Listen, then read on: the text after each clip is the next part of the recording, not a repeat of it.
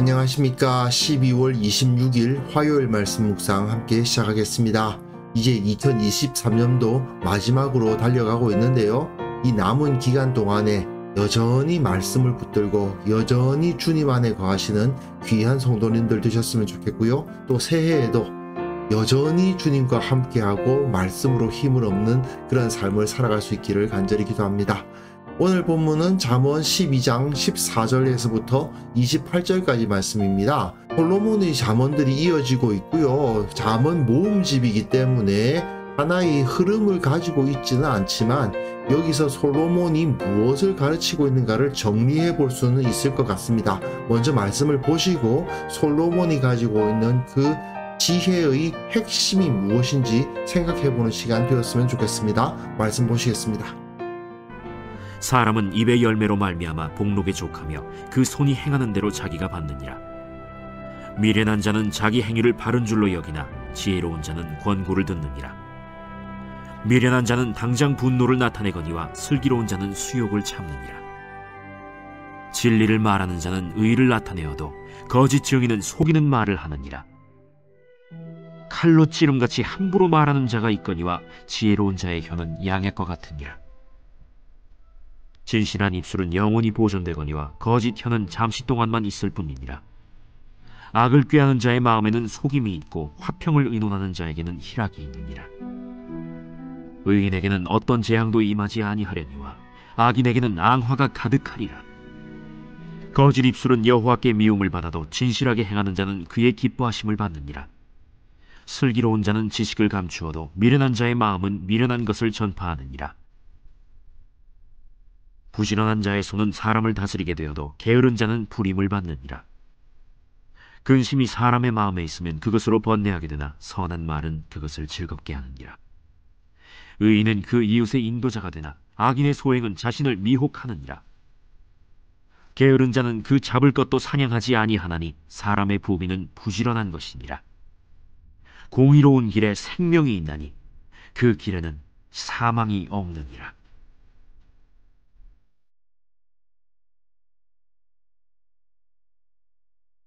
솔로몬의 잠언 모음집 우리가 계속 읽어가고 있는데요.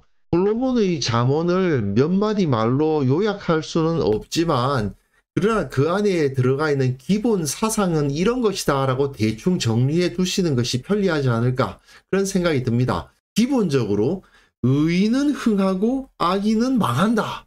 이게 솔로몬의 잠언이 가지고 있는 가장 기본적 틀이라고 할 수 있어요. 그렇다면 의인이란 누구냐?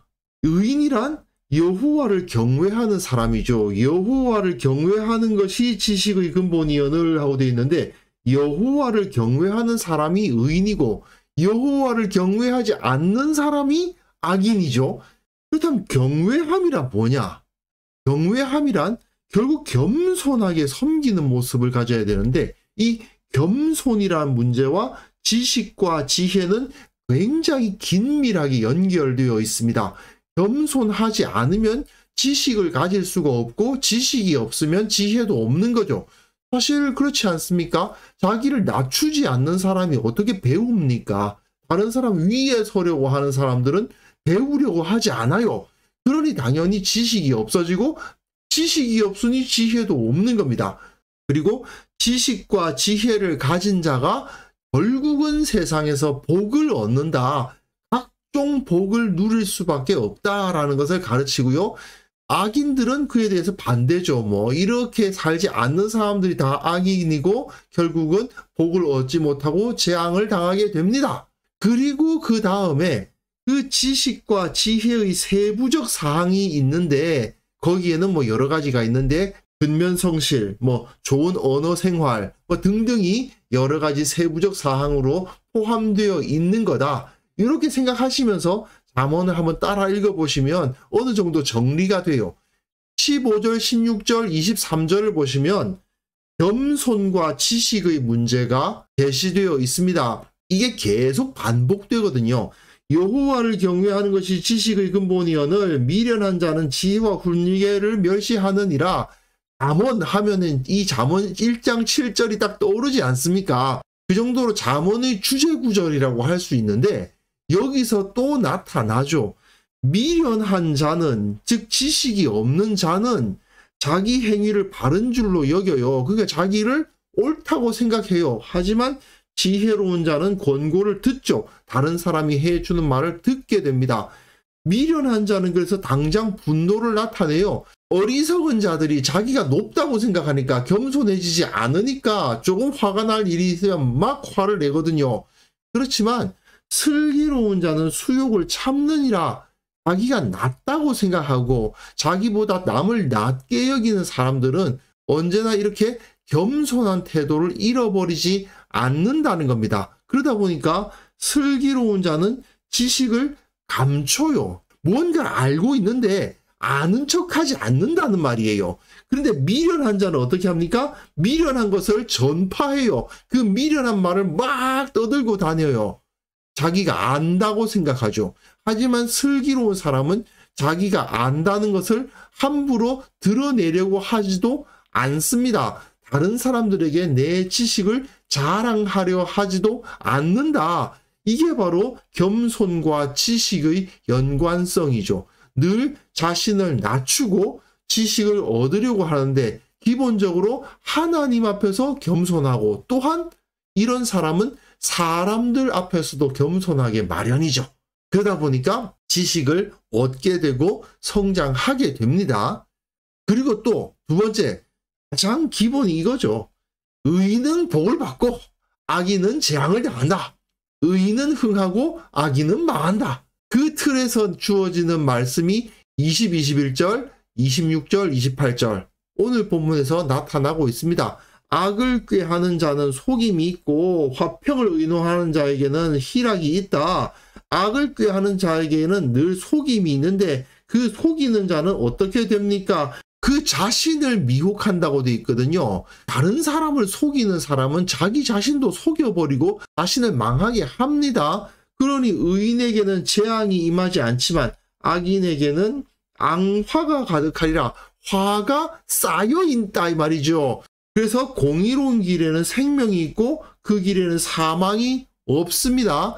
그러나 악인들은, 공의롭지 않은 길을 가는 자는 사망의 길로 갈 수밖에 없죠. 화를 당할 수밖에 없다라는 이 기본적인 사상을 나타내는 말씀이 여기에 반복되고 있습니다. 잠언을 읽어가다 보면 이런 말씀은 계속 나옵니다. 이게 왜 이렇게 자주 반복되냐 싶을 수도 있지만 그만큼 사람들이 악한 자의 길을 부러워하기 때문이라는 사실을 우리는 반드시 기억하고 우리 마음에 경계심을 가져야만 됩니다.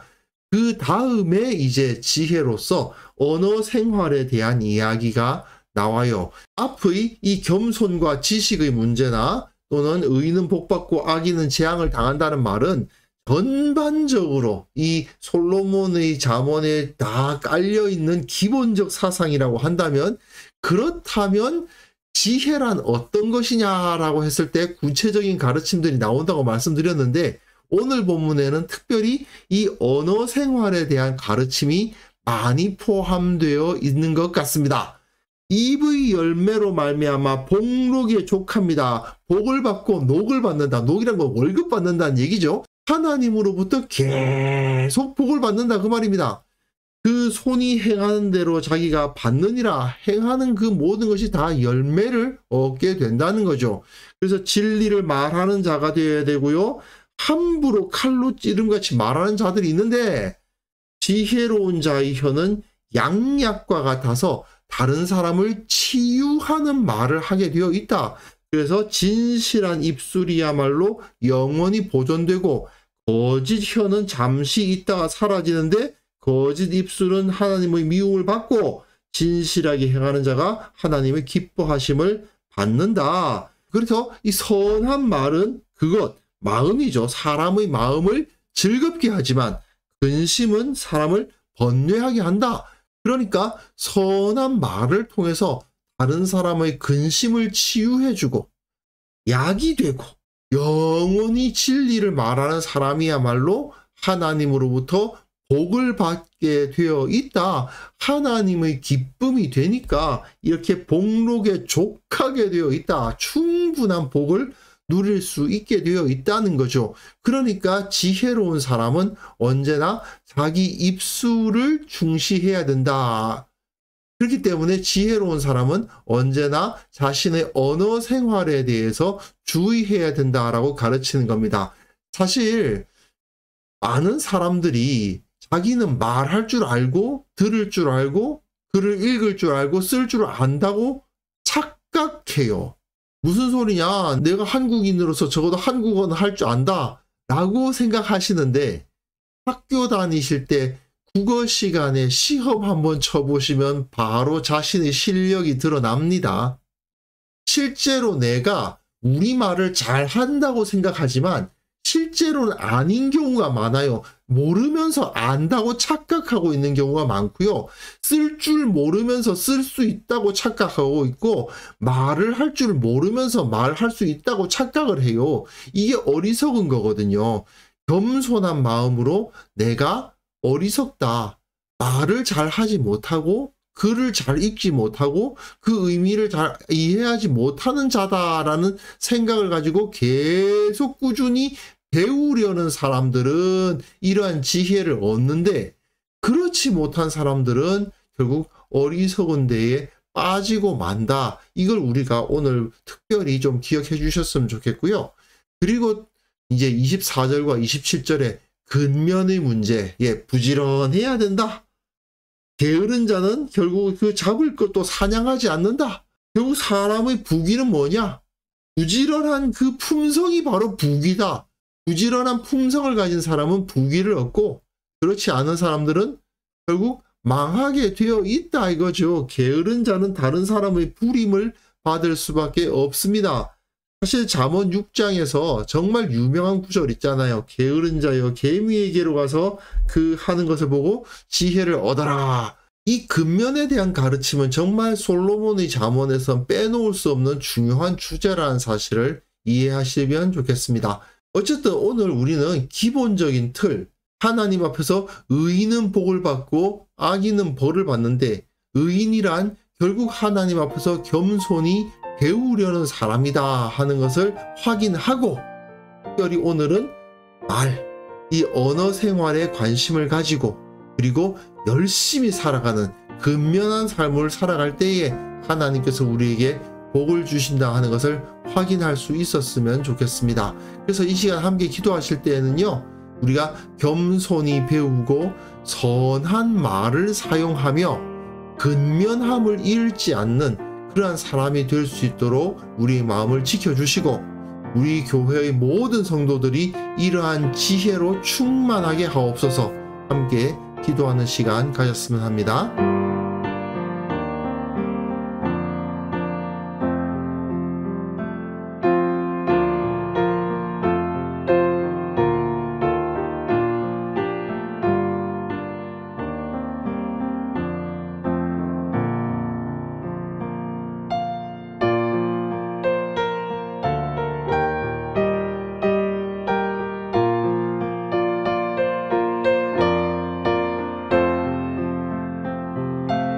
하나님 아버지, 우리 마음을 겸손히 하시고 내가 주님 앞에 늘 무릎을 꿇고 섬기는 것처럼 다른 사람들 앞에서도 겸손한 마음을 갖게 하시고, 뻔한 말로 다른 사람을 치유하고 근면한 삶을 통해서 주님으로부터 오는 복을 받는 자가 되게 하여 주옵소서.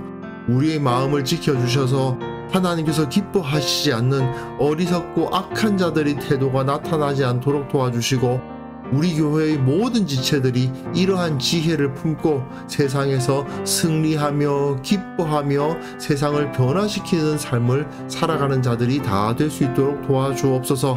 특별히 원하옵기는 한국교회에 속한 모든 개교회들과 모든 성도들이 다 주님의 은혜를 받고 그 말씀의 지혜를 얻어서 세상 사람들로부터 정말 교회는 지혜로운 공동체구나, 정말 예수님을 믿는 자들은 지혜로운 사람들이구나 하고 인정받는 그러한 역사도 일으켜 주옵소서.